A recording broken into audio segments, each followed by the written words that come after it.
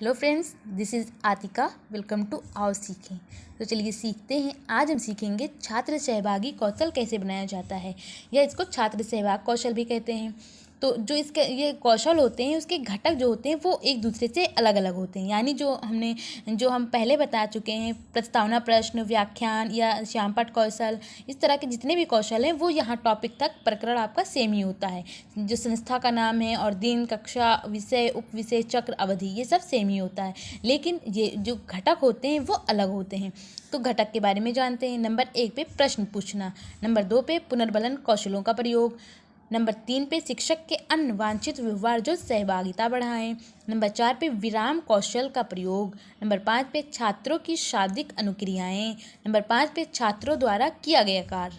ये हुआ कौशल के घटक, छात्र सहभाग कौशल के घटक। अब प्रस्तुतिकरण के बारे में जानते हैं। तो शिक्षण बिंदु वो होता है जो आपका टॉपिक है, जो आपका प्रकरण है, उसका परिचय। फिर छात्र अध्यापिका क्रियाएं। फिर विटामिन ए किस में पाया जाता है, तो छात्र बताएंगे कि सेब, गाजर, दूध। फिर आप पूछेंगे कि विटामिन बी की कमी से कौन सा रोग होता है, तो बताएंगे बेरी रोग।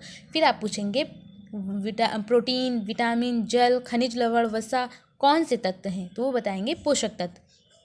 फिर आप पूछेंगे विटामिन ए की कमी से कौन सा रोग होता है, तो बताएंगे रतौंधी। फिर आप पूछेंगे मनुष्य बीमार कब नहीं होता है, नहीं, आप पूछेंगे मनुष्य बीमार कब होता है, तो वो बताएंगे जब पोषक तत्व की कमी होगी, यानी पोषक तत्वों की कमी से।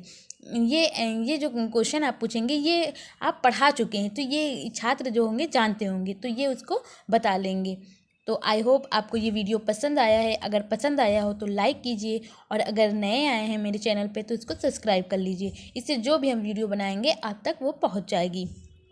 और अगर आपके कोई दोस्त बीएड या डीएलएड कर रहे हैं उन तक शेयर कीजिए।